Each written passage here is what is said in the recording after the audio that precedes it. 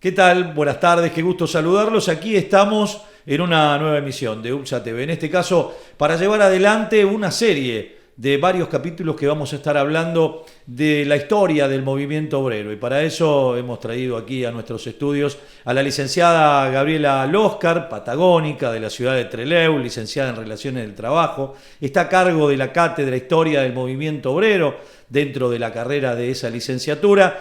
Y es fundamentalmente y sobre todas las cosas trabajadora aeronáutica. Bienvenida a UPSA TV. Hola Gustavo, ¿cómo estás? Bien, Gracias. todo bien y Gracias un gusto. por la presentación. Soy docente de Historia del Movimiento Obrero en esa carrera. Así que bueno, qué mejor que esto para hablar de estas cosas, ¿no? Porque a veces creemos que los derechos, que los beneficios, que las conquistas ocurren por generación espontánea.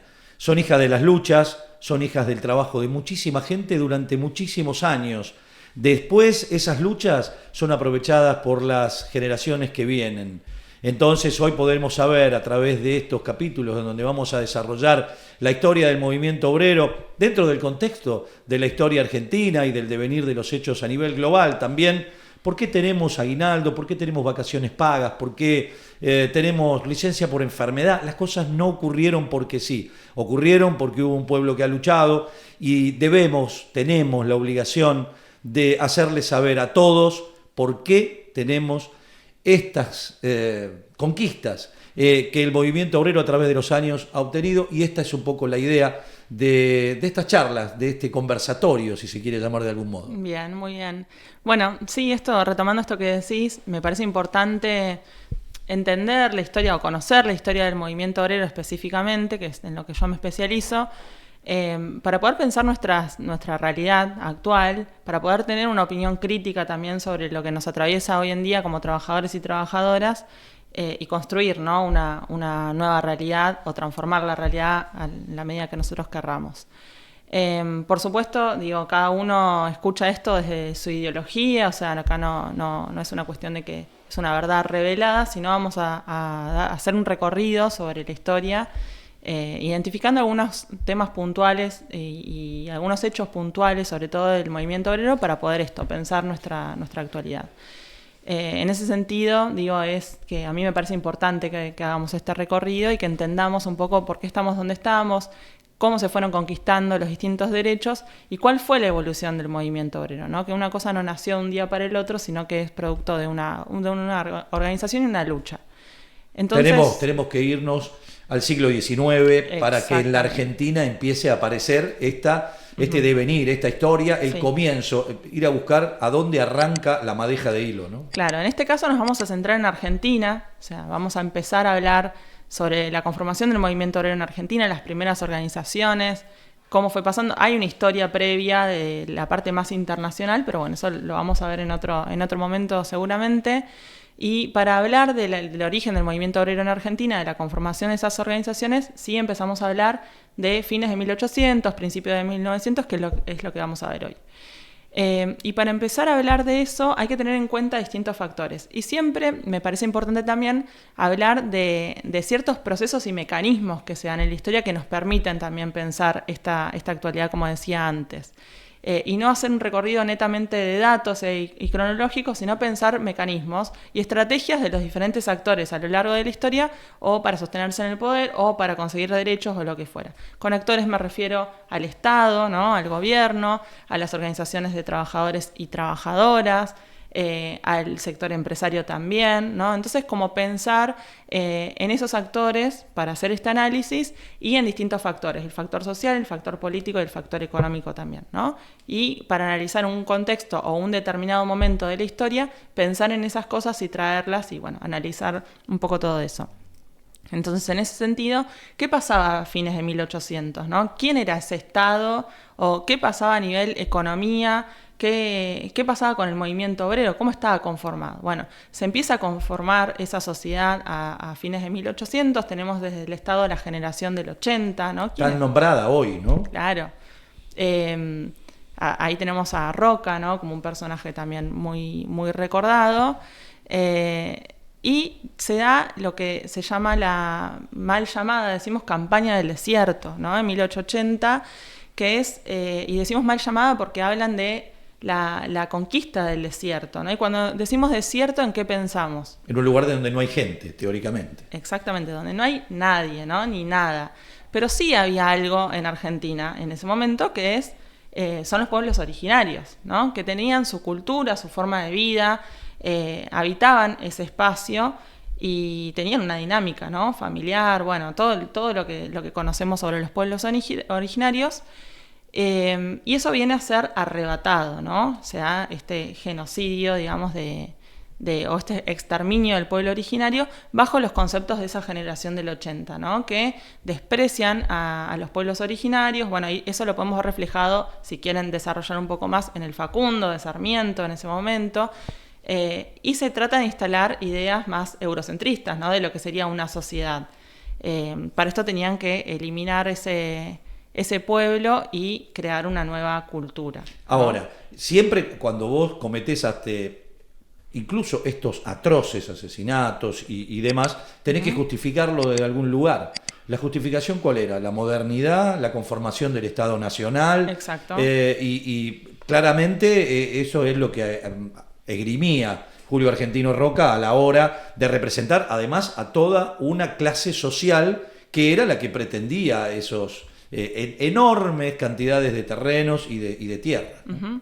Y esa cultura o esa sociedad se conforma también a través de la educación, ¿sí? Se establecen lineamientos de lo que debería ser la sociedad y se educa en ese sentido, ¿no? También en la educación está plasmado eso de lo que vemos de esa época. De ahí también la ley que establece la educación gratuita, obligatoria, que tenía, por un lado, claramente algo absolutamente positivo, que hace que hoy todavía en la Argentina sea un valor el tema de la educación pública, gratuita y de calidad, Realmente. Pero también estaba la idea de conformar el Estado-Nación y de, a través de las escuelas, bajar esa línea ideológica. Exactamente, eso mismo. Y esto también trae paralelamente que esas tierras, se extermina ese pueblo y se toman las tierras, ¿no? Entonces acá hay una cuestión muy importante que es algo que se traslada a lo largo de los años y que también permanece hoy en día en la sociedad, que es cómo se distribuyeron esas tierras y entre quiénes, ¿no? Mucha tierra y pocas manos. Exactamente, sí, y pocos apellidos también. Entonces, eso cuando hablamos hoy de la concentración económica, por ejemplo, se traslada a ese momento, o sea, lo podemos referenciar, traspolar, exacto, referenciar en ese momento de la historia. Y acá me gustaría ver, si te parece, una partecita de un video de Osvaldo Bayer, que es un historiador que ha recorrido mucho esa problemática y ese tema en la historia, y muestra un poco de qué se trata esta mal llamada campaña del desierto y un poco cómo es la distribución de esas tierras y entre quiénes, ¿no? ¿Qué te parece si lo vemos? Dale, perfecto. Nuestros compatriotas, los pueblos originarios, tienen una cultura milenaria.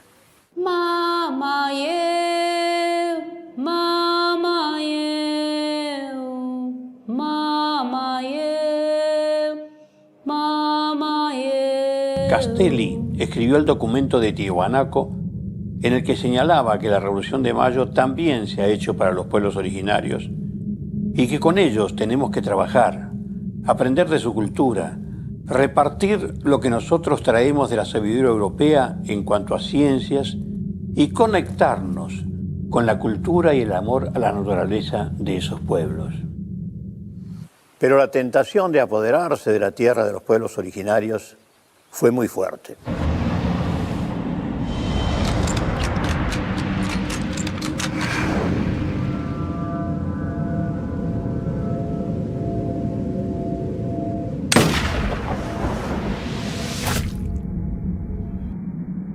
El gobierno publicó un informe elaborado por la autodenominada Comisión Científica que acompañó a Roca en el exterminio. Allí no dan vueltas acerca del objetivo que los militares tenían en mente. Se trataba de conquistar un área de 15.000 leguas cuadradas, ocupadas cuando menos por unas 15.000 almas, pues pasa de 14.000 el número de muertos y prisioneros que ha reportado la campaña. Los esfuerzos que habría que hacer para transformar estos campos en valiosos elementos de riqueza y de progreso no están fuera de proporción con las aspiraciones de una raza joven y emprendedora. Por otra parte, que la superioridad intelectual, la actividad y la ilustración, que ensanchan los horizontes del porvenir y hacen brotar nuevas fuentes de producción para la humanidad, son los mejores títulos para el dominio de las tierras nuevas. Precisamente al amparo de estos principios se han quitado estas a la raza estéril que las ocupaba. A confesión de parte, relevo de pruebas. Y así fueron algunos de los principales terratenientes y los más ricos quienes se quedaron con las tierras ancestrales de los pobladores originarios.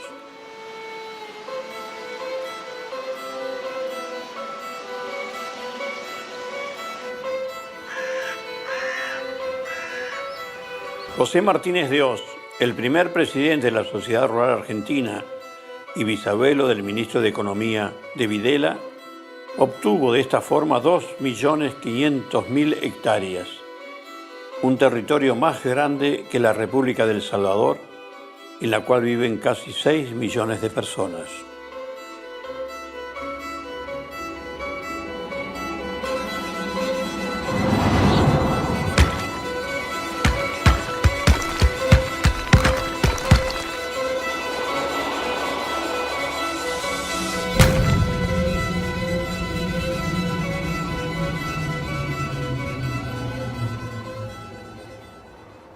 $30 millones de hectáreas robadas a los pueblos originarios. Se las repartieron entre los más ricos con la llamada campaña del desierto. De esta forma surgieron esas grandes estancias que siempre impidieron que el campo fuera de quien lo trabaja en nuestro país. Bien, lo hemos visto, la verdad que muy atinado este video como para entender algunas cuestiones de las que estamos hablando. Sí, Gaby. y ahí para profundizar con Osvaldo Bayer, nada. Es un autor que se puede referenciar para entender toda esta época. Totalmente, ¿no? Hay mucho material, audiovisual y todo como para profundizar en ese tema. Entonces, por un lado tenemos esta generación del 80, esta distribución de la tierra, un Estado conservador, o sea, liberal conservador en lo político, ¿no? Liberal en lo económico, el juego político también, o el escenario político muy cerrado para el pueblo. Las élites élites gobernaban. Unos pocos, exactamente. Es una élite que está en el poder político, en el poder económico, esto es importante también, y que es un escenario solamente para ellos, ¿no? Es para un grupo muy reducido, no está abierto el juego al pueblo o a la sociedad en general. Tenemos eso por un lado, y por otro lado, bueno, cómo se va conformando la clase trabajadora en este momento, ¿no?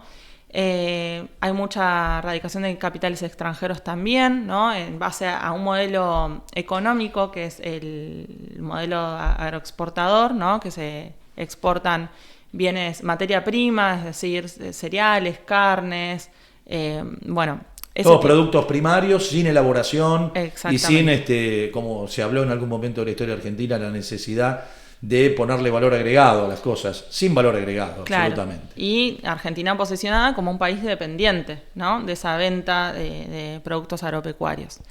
Lo cual en lo más mundial, digamos, está ubicado como un país dependiente de la periferia, ¿no? Entonces, bueno, cualquier cosa que ocurra en ese desarrollo de la economía, Argentina se va a ver perjudicada, ¿no? O afectada, por lo menos. En ese desarrollo económico, los capitales que se radican tienen que ver con eso, tienen que ver con la red de ferrocarriles que se instalan en ese momento, los frigoríficos, son todos de capitales extranjeros y... Fundamentalmente ingleses. Ingleses, exactamente, y en pos de la exportación de esos productos. Entonces, si vemos la red de ferrocarriles de esa época y un poco cómo estuvo conformada mucho tiempo, es como un embudo, ¿no? Que va a los principales puntos donde se produce y terminan en los principales puertos también, ¿no? Es como una cosa así que no tiene que ver con la conexión de los argentinos y las argentinas en el país, de llevar los productos hasta el puerto para afuera, claro. Exactamente. Y para ese desarrollo de esta producción agropecuaria se empezó a incentivar la inmigración, ¿no? Principalmente vinieron muchos inmigrantes de España e Italia en este momento y la mayoría de la clase trabajadora eran inmigrantes, ¿no? Se creía que ellos, bueno, traían el saber, ¿no? El know-how de cómo trabajar específicamente en eso, pero también trajeron consigo su ideología, su experiencia de lucha, y eso fue un tema y una problemática para ese Estado conservador, ¿no? Podemos hablar de que, como aquel presidente que decía que los argentinos venimos de los barcos, también en los barcos vino la semilla para la creación del movimiento obrero argentino. Exactamente, sí. ¿Cuáles eran esas ideologías que estaban más presentes en este momento? Porque acá cuando hablamos de ideologías es importante entender que no hay una o está la otra, sino que las ideologías conviven y algunas tienen más influencia que otras de acuerdo al contexto, de acuerdo a cuál es la experiencia o cuál es la vivencia de la clase trabajadora en ese momento, cuál es la visión del Estado. Entonces, esto es importante para entender por qué en un momento una ideología o tiene mayor influencia en el movimiento obrero y por qué en otro momento no, y prevalece más otra, ¿no? En este momento, y las ideologías que más presentes estaban y que traían los inmigrantes era el anarquismo por un lado y el socialismo por el otro. Después, más tarde, también surge la corriente sindicalista, ¿no? Y un poco más adelante, ya fines de la década del 20, principios de los 30, va a aparecer el comunismo como un poco más fuerte. Después de la Revolución Rusa del 17. Exactamente. Pero acá en este momento estaba más presente en este primer momento el anarquismo. ¿Y por qué decimos que está más presente el anarquismo? Y es el que mayor atracción tiene con la clase trabajadora. Porque la clase trabajadora, ¿cómo vivía? ¿No? ¿Cómo te imaginás vos que estaba la clase trabajadora en este momento con un Estado conservador, liberal, que no tiene una concepción del conflicto como algo propio, sino que cree que es ajeno? Se me ocurre que debe estar como ahora, pero sin el respaldo del movimiento obrero organizado. Bueno, sí, puede ser. ¿No? Sí. Si acá no existiera el movimiento obrero organizado, seguramente estaríamos como a final del siglo XIX. Puede ser. Si los dejás a las élites dominantes, seguramente estaríamos de esa forma. Bueno, era un Estado que claro, que no se ocupaba de los temas sociales, digamos, no regulaba las cuestiones del trabajo, entonces, y también paralelamente es una sociedad que crece, que se va conformando, que se va conformando en ese modelo económico también, y se va concentrando en los distintos puntos, como los puertos, como los ferrocarriles, bueno, como la producción agropecuaria. Son esas condiciones, esas malas condiciones de vida que tiene la clase trabajadora en este momento, que llevan a que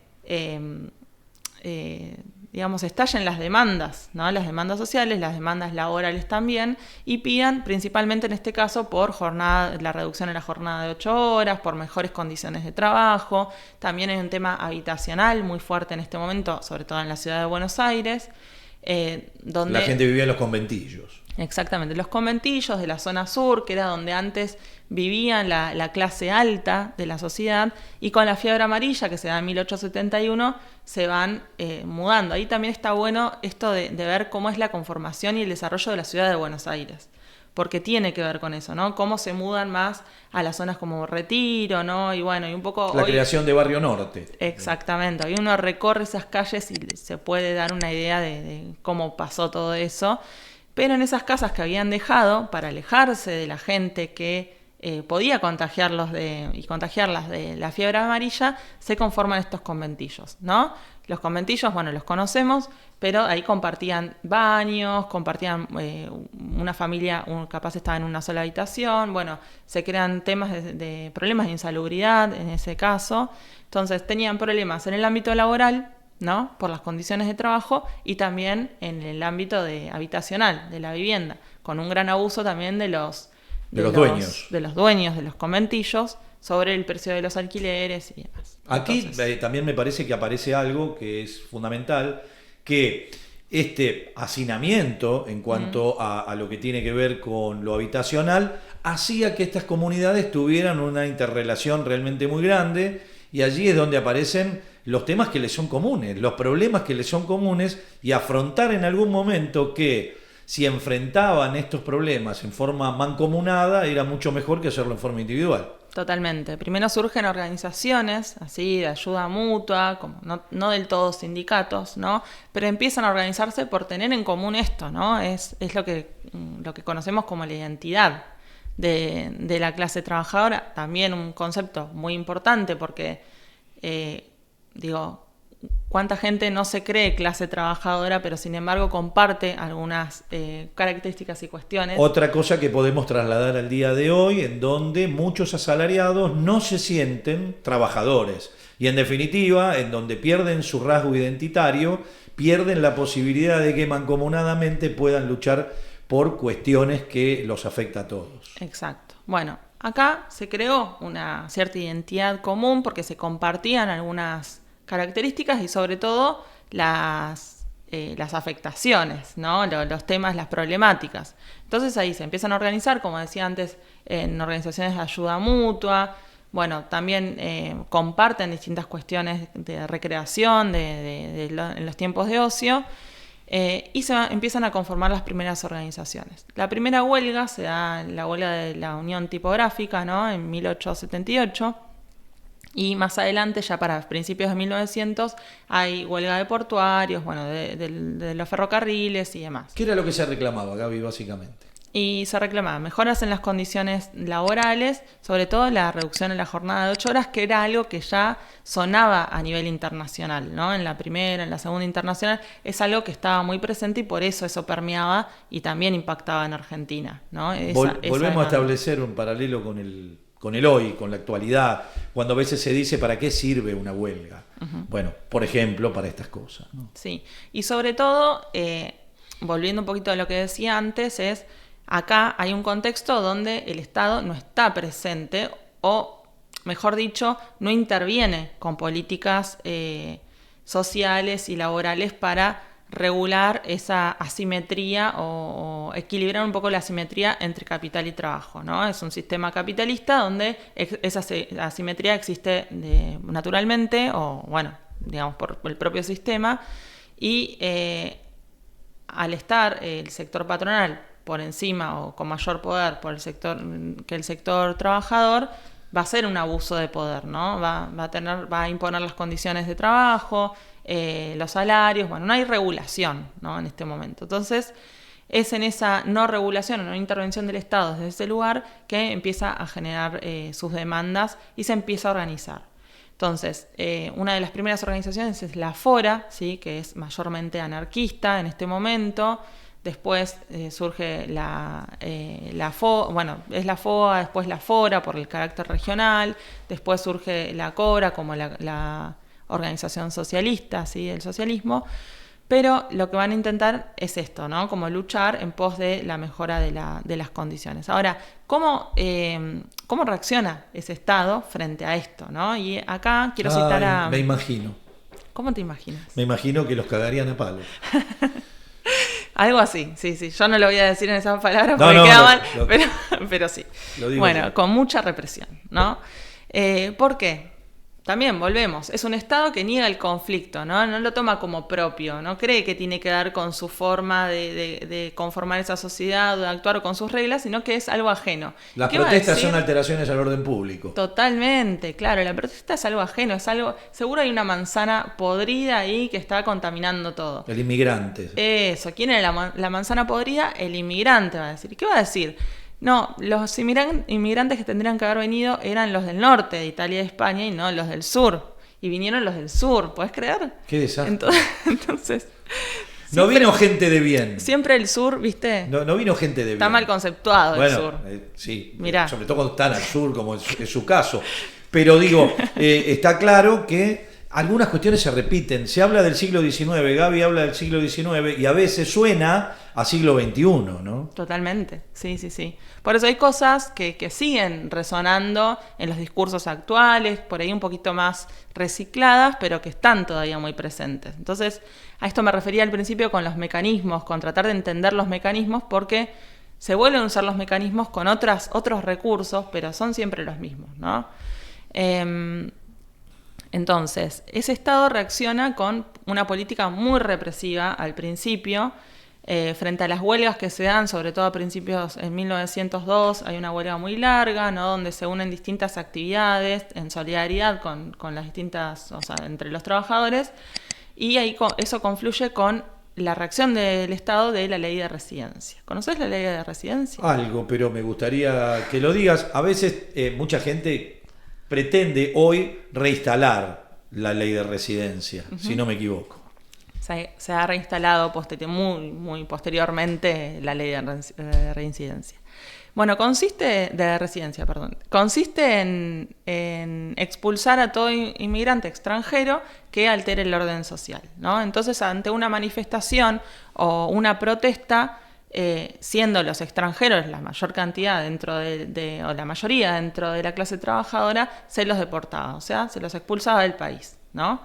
Considerando esto, que es el extranjero el que tiene el problema y no el Estado o la dinámica de esa sociedad. Si acá los teníamos esclavizados bien, ¿para qué vienen estos de afuera a decir que los estamos esclavizando? Si estaban contentos de estar esclavizados. Yo creo que esto también, todo esto se aplica hoy, ¿no? La mansedumbre de algunos es interpretada como que son la gente del bien, y aquel que osa alterar el orden público para decir esto que me están haciendo no me gusta, pasa estas cosas. A estos le ponían una estampilla y los mandaban al país de origen. Claro.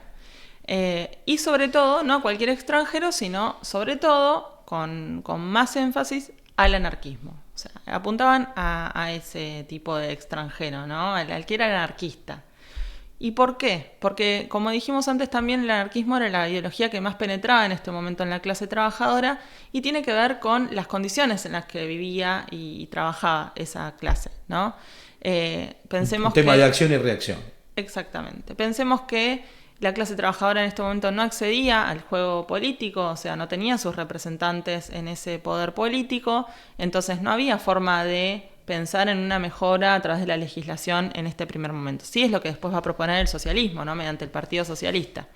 Entonces, bueno, ¿por qué iba a ser una salida lo parlamentario, el trabajo parlamentario, si ni siquiera tienen representantes en el Parlamento? Los anarquistas sostenían, a ver si estoy en lo cierto, me parece que lo que sostenían era: el sistema político no me interpreta, no me representa, por lo tanto vamos por afuera. El socialista decía, de hecho el primer socialista de América, en 1904, Alfredo Palacios, ellos interpretaban de que el sistema por ahí los podía contener y a través del sistema poder tener las modificaciones. Poder mejorar sus condiciones de trabajo, ¿no? Y por eso proponen leyes protectoras del trabajo. Y bueno, es algo que sí después se empieza a poder dar de otra manera porque se abre el juego también, el escenario político a las mayorías. A las mayorías, exactamente.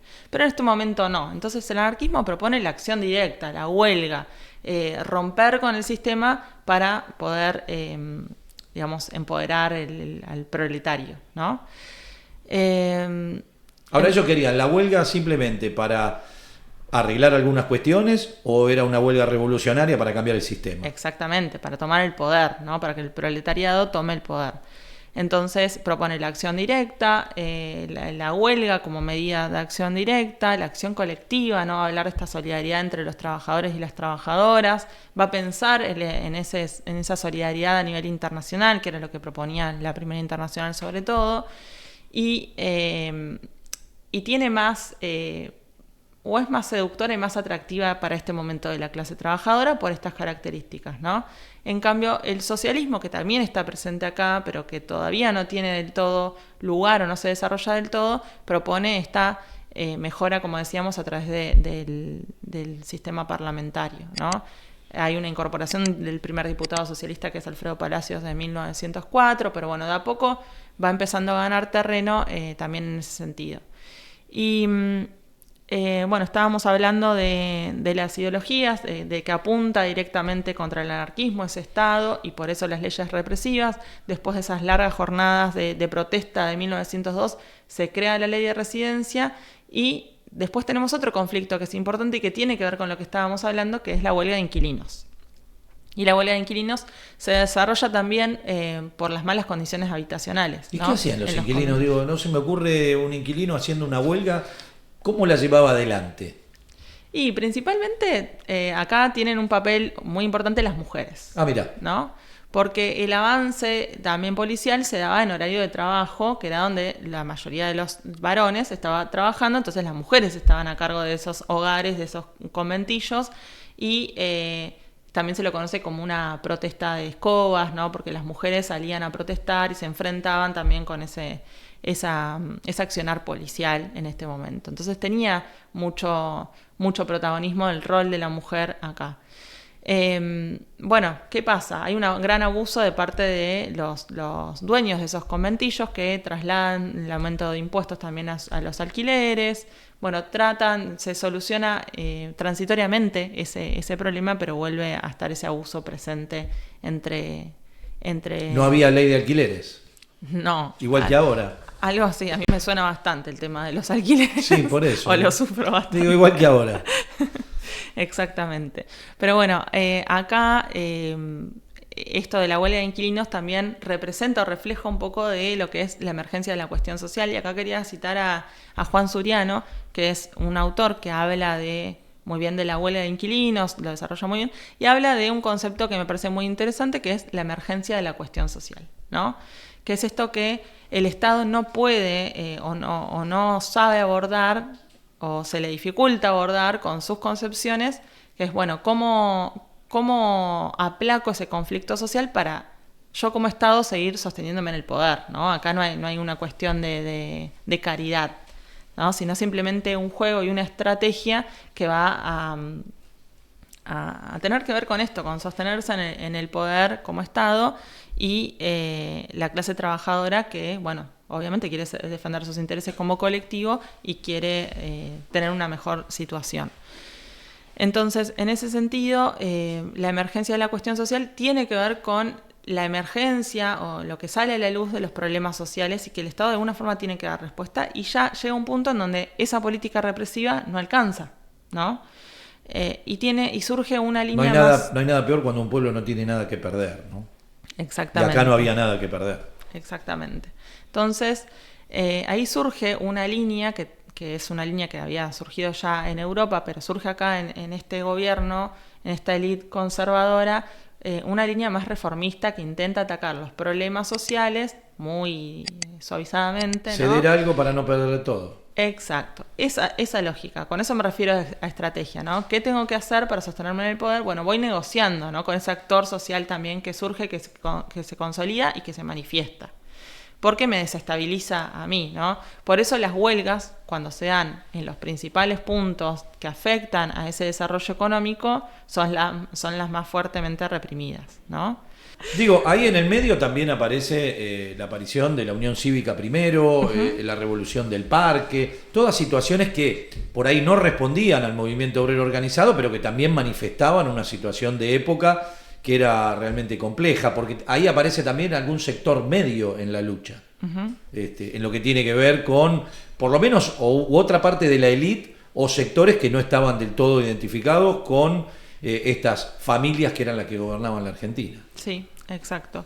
Y bueno, nada, cuando en un principio la reacción del gobierno es cuando surgen aquellos conflictos en los principales puntos, como decíamos, en los puertos, ¿no? Que afectan la situación económica o el desarrollo normal de eso, porque aparte quedaban mal, ¿no? Quedaban mal con esos capitales. Con la metrópoli. Claro.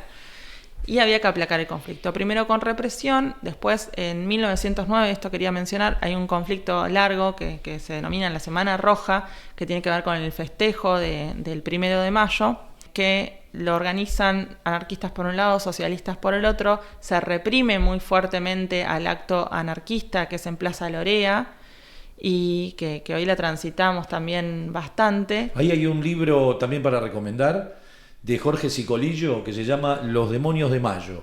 Es muy buen libro para entender esa época también, y de esa lucha anarquista y de la necesidad que tenía el poder de reprimir para poder mantenerse en el poder. Exacto. Y bueno, eso también estaba Falcón, ¿no? Como el jefe Ramón Falcón, el jefe de la policía. El jefe de la policía, que posteriormente este hecho es asesinado por Simón Radowisky, que es un anarquista también, que Bayer habla mucho sobre él y sobre este desarrollo, es muy interesante.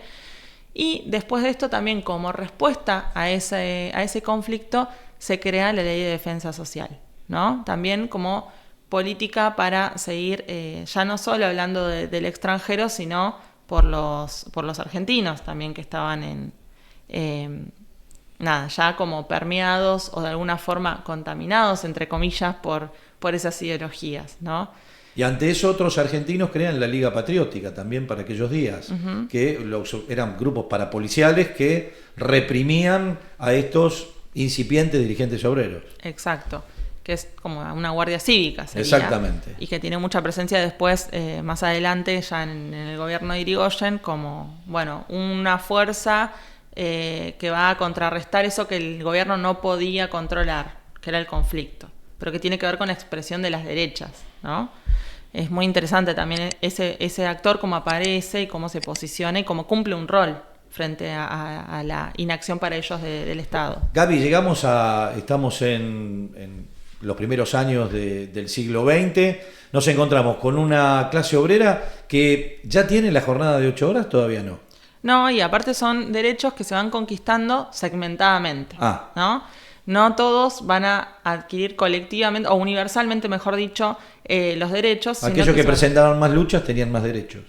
Claro, sí, puede ser. En el caso del anarquismo, lucha, pero es fuertemente reprimido, y eso va a hacer que su influencia vaya apagándose también. Claro, porque ellos no querían 8 horas, ellos querían tomar el poder. Claro, pero la fuerte represión del gobierno, sobre todo dirigida hacia ellos, también va a hacer que se vaya debilitando, ¿no? Que tiene muy poco margen de acción. Y ahí es cuando empieza a ganar terreno el socialismo, ¿no? Porque sí, obviamente bajo esta estrategia el Estado empieza a incorporar y abrir un poco el juego para la participación del socialismo, para también contrarrestar este efecto tan adverso, ¿no? Del anarquismo. Se incorpora Alfredo Palacios, después, ¿qué surge como medida que va a llevar a ampliar o a tratar de demostrar que sí, que somos más democráticos, que somos más universales, que damos participación en la sociedad?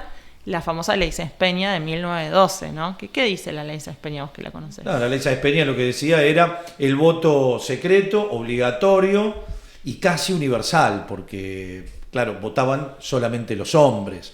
Así que no hablar de hoy, pleno siglo XXI, de voto universal, pero en aquel momento, claro está, dadas las condiciones de la época, era un voto casi universal. Y ahí cambia un poco la ecuación. Y ahí yo ya te diría que ya es motivo de análisis para otro capítulo de estas conversaciones sobre la historia del movimiento obrero. Un segundo capítulo que yo me imagino que va a estar muy interesante, la aparición del radicalismo, la figura de Hipólito Yrigoyen ya como primer presidente surgido de elecciones libres. Calculo que ahí aparece un aspecto social hasta allí desconocido, la irrupción de la clase media en las cuestiones políticas y algún cambio, solamente para la clase obrera, que siguió teniendo problemas, que siguió teniendo confrontaciones con el Estado, y porque el Estado le retaseaba claramente cada vez que quería conquistar algo. Y el poder económico estaba muy presente también. Estaba muy fuerte, ahí, como siempre. Pero eso que logra conseguir después tiene que ver con esto que vimos hoy, con la lucha que comienza, con la organización que comienza y que se va consolidando a lo largo de los años también. Toda esa lucha llevó a que la élite dijera, acá hay que ceder una parte. Por ahí no pensaban de que el radicalismo podía ganar aquellas elecciones en 1916, pero ocurrió y a partir de allí arranca otra nueva historia. Te convoco para el próximo capítulo, la semana que viene, gusto. Capítulo 2 de conversaciones sobre la historia del movimiento obrero. Gracias. A vos, Gustavo. Gracias a toda la gente de UPSA que nos permite hacer esto, Rubén Fernández, nuestro secretario general, Tavo Rondolini en los controles, en la producción, estuvieron nuestra secretaria de capacitación, la señora María Luján Fernández, y también nuestro secretario de Juventud, el señor Franco Nervegna. También en todo esto lo que tiene que ver con toda la parte gráfica, nuestro compañero, el señor Gonzalo Fábregas. Para todos, le mandamos un abrazo fraternal y la semana que viene nos encontramos con la segunda parte de estas conversaciones sobre la historia del movimiento obrero. Chao.